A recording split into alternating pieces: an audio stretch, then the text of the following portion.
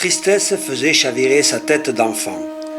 Il errait à travers la montagnette, pareil à une barque qui aurait cassé ses amarres. Il se laissait balloter au hasard des vagues du sentier. Derrière lui, Graveson s'éloignait et rapetissait.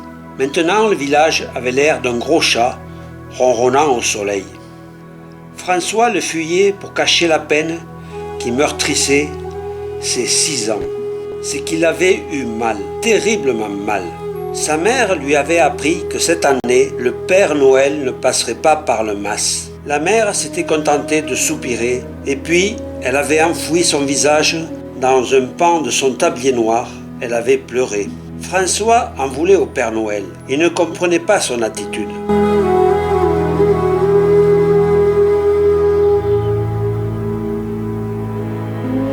Bien sûr, les murs du mas se lézardaient à force d'être humiliés par le Mistral.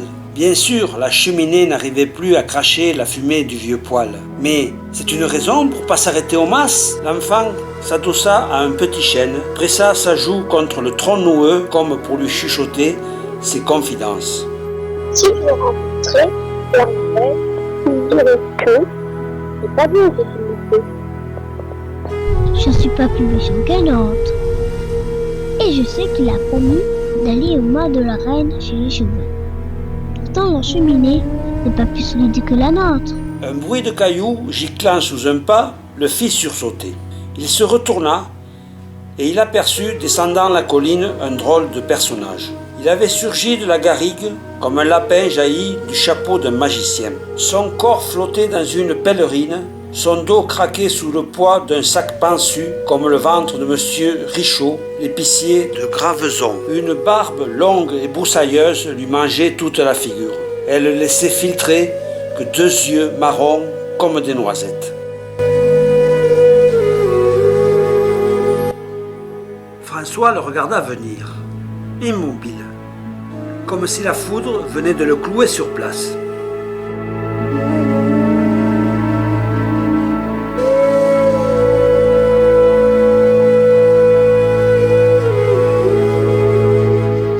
Oh petit, tu me regardes comme s'il avait débarqué de la lune. J'ai pas le Père Noël, moi. Mais le gosse continuait à ouvrir une bouche qui avait pris la forme des O bien dessinés de monsieur l'instituteur. Ses mains glissèrent furtivement sur ses paupières, comme si elles voulaient gommer un incroyable rêve. Vous êtes Père Noël? Oh, tu es marin, toi. Je ne suis que Romarin, le vagabond de la montagne. Il connaissait bien Romarin. Les gens l'appelaient comme ça parce qu'il en mâchonnait toujours un brin de romarin. C'était sa manie. Il n'était d'aucun village. Il appartenait à tous. Quand on le cherchait à Mayenne, on le rencontrait à Château-Renard. Quand on le croyait à Saint-Rémy, il était déjà à Égalière.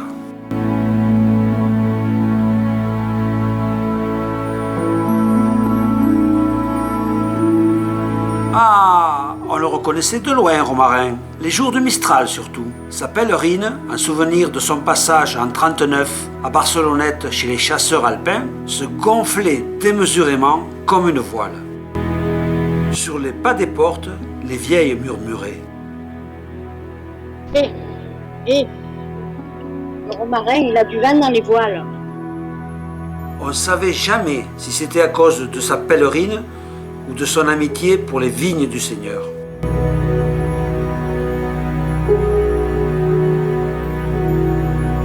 À force de vagabonder sur les routes de Provence, Romarin était devenu un personnage de légende. On racontait qu'il avait eu un fabuleux château, que ses hardes étaient cousues d'or, que c'était pour oublier un amour malheureux, pour le retrouver peut-être, qu'il traversait la montagnette dans tous les sens. Les légendes, Romarin feignait de ne pas les entendre. Son château, son or, son amour, il les échangeait facilement le soir à la veillée d'un mas à l'autre contre un simple verre de vin.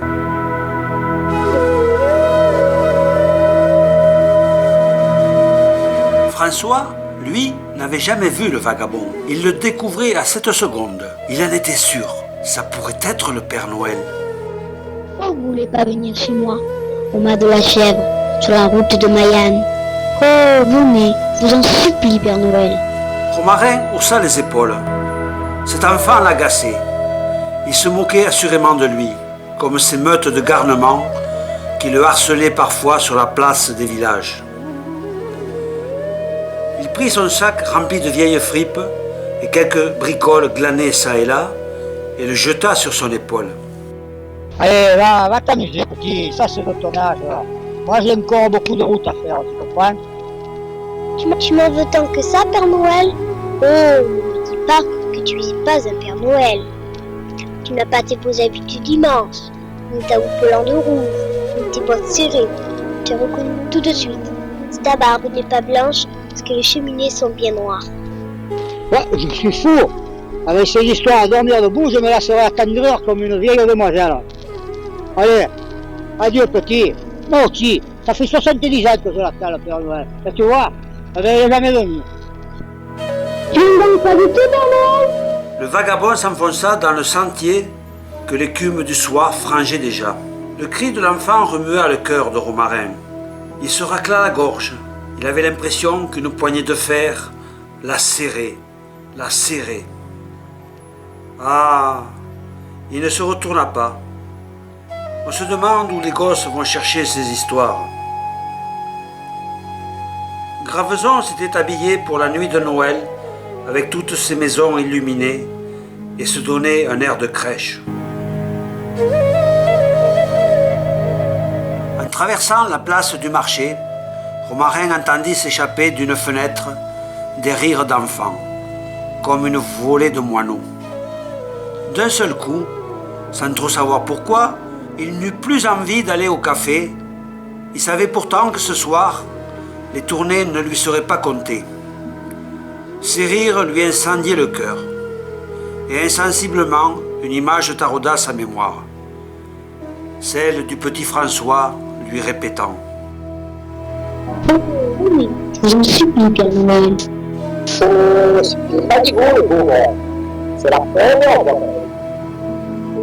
Je crois qu'il était sincère, ce petit, et que vraiment il a cru que j'étais le Père Noël. Il dépassa le café. Il se noya dans l'ombre d'une ruelle en poursuivant son monologue.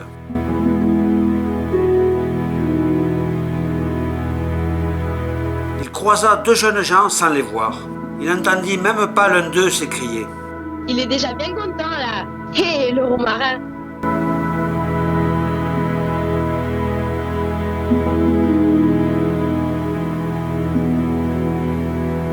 Pourtant, Romarin n'avait pas bu le moindre verre. Quand il arriva au bout de la ruelle et qu'il passa la porte de l'épicerie, il ne comprit pas tout de suite la question de M. Richaud. Tu viens chercher tes bouteilles pour fêter Noël, Romarin? Viens, non, je voudrais toujours pas faire briller de joie les yeux d'un gamin. T'as des ronds, moi? Vas-y.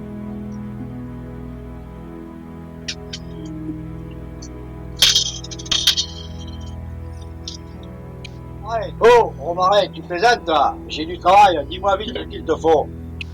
Je te l'ai déjà dit. Acheter un peu de bonheur avec cet argent, de jouer, carte bonbon, n'importe quoi. Oh, Romarin, tu joues au Père Noël? Peut-être, tu sais, c'est pas la portée de tout le monde. Oh, Richard, n'oublie pas le ruban bien large et bien rose, et le joli papier, tu sais, un papier bleu avec plein d'étoiles dessus.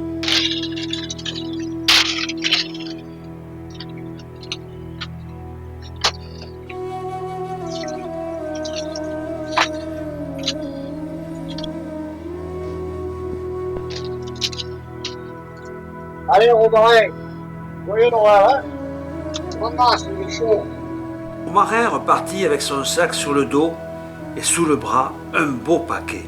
Il reprit le chemin de la colline, heureux sans doute comme ceux qui, avec une nuit semblable à celle-là, se mirent en route pour Bethléem. Pour lui, la crèche vers laquelle il marchait, c'était le mas de la chèvre. Un mas à demi en ruine qui emprisonnait, sous des tuiles calcinées par le soleil, le chagrin d'un gosse de 6 ans prenait un vagabond pour le Père Noël. Romarin s'avança sur la pointe des pieds. La maison était pleine de silence. Aucune broderie de lumière n'ajourait les fenêtres. François avait raison. On avait oublié le mas cette nuit. Le vagabond posa son paquet sur le pas de la porte et, tranquillement, sereinement, comme l'aurait fait le vrai Père Noël lui-même. Déjà, il imaginait l'émotion qui s'emparera de François. Il était fier, Romarin, de ce bonheur qu'il avait fabriqué tout seul, avec ses mains et son vieux cœur. Il se sentit un autre homme. Alors, il décida de ne pas descendre au village. Cette joie, il avait trop peur que quelqu'un vienne la lui briser, bêtement. Elle était trop fragile.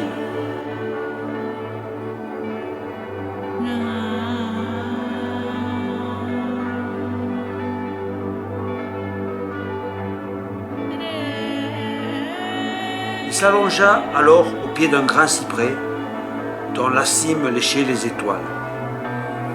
Il se drapa dans sa pèlerine qui n'avait plus que la couleur du temps, et lorsqu'il s'endormit, un éclat de lune au fond des yeux, il lui sembla entendre au creux de la terre battre merveilleusement un cœur d'enfant.